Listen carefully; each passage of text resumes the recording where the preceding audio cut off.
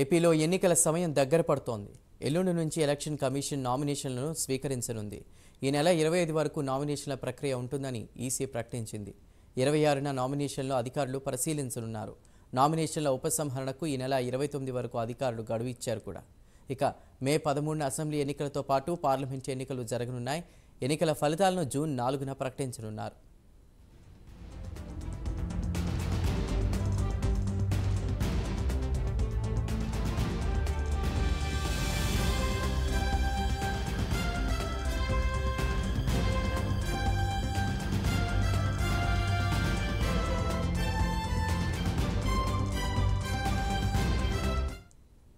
ఏపీలో ఎన్నికల సమయం దగ్గర పడుతోంది. ఎల్లుండి నుంచి ఎలక్షన్ కమిషన్ నామినేషన్లను స్వీకరించనుంది. ఈ నెల 25 వరకు కూడా నామినేషన్ల ప్రక్రియ ఉంటుందని ఈసీ ఇప్పటికే ప్రకటించింది. పూర్తి సమాచారాన్ని మా ప్రతినిధి సాంబశివరావు అందిస్తారు. సాంబశివరావు. చందు, మనం చూసినట్లయితే ఆంధ్రప్రదేశ్లో రాజకీయవేత్త మాత్రం ఎన్నికల సన్నాహంతో ముందుకు సాగుతున్నటువంటి పరిస్థితి. ఏపీలో ఎన్నికలకు సమయం దగ్గర పడుతుంది. ఎల్లుండి నుంచి కూడా ఎలక్షన్ కమిషన్ నామినేషన్ స్వీకరణ ప్రారంభించనుంది.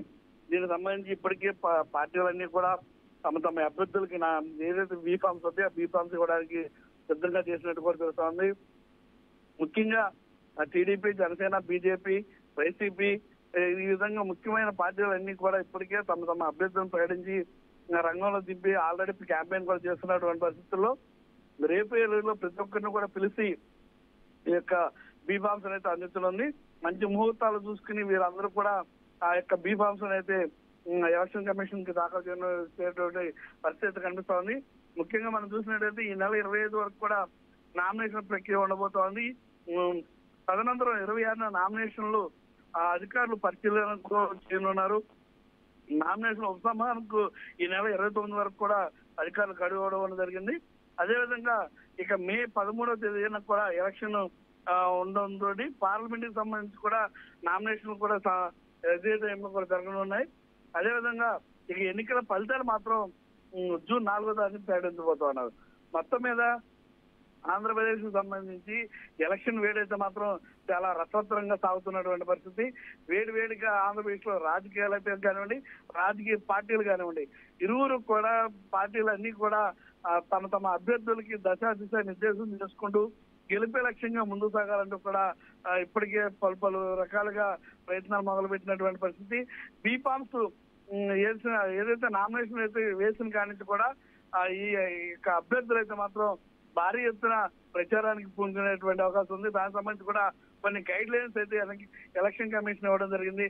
ప్రతి ఒక్క అంశంలో కూడా పారదర్శకత ఉండాలి. పిన్ టు పిన్ ఖర్చు పెట్టేటటువంటి రూపాయి ఏది కూడా ఎక్కువగా ఖర్చు పెట్టకూడదు, లిమిట్ లో ఖర్చు పెట్టాలి. అదేవిధంగా ప్రతిదానికి కూడా ప్రతి ఒక్క ఎమ్మెల్యే అభ్యర్థికి కూడా ఖర్చు పెట్టే ఖర్చుని పరిశీలించడానికి ఒక అధికారిని కూడా నియమించడం జరుగుతుంది. మొత్తం మీద ఎలక్షన్ ప్రక్రియ అయితే మాత్రం వేగవంతమైనటువంటి పరిస్థితి. ఎల్లుండి నుంచి నామినేషన్ కూడా తీసుకుంటున్నటువంటి పరిస్థితుల్లో రాష్ట్ర రాజకీయాలు అయితే మాత్రం ఒక ఎత్తున ఎగసిపడుతున్నటువంటి పరిస్థితి. బీఫామ్ లో అయితే మాత్రం ప్రతి ఒక్క రాజకీయ పార్టీ ఇవ్వడానికి తమ తమ అభ్యర్థులకి రెడీ చేసుకున్నటువంటి పరిస్థితి. చందు. Thank you.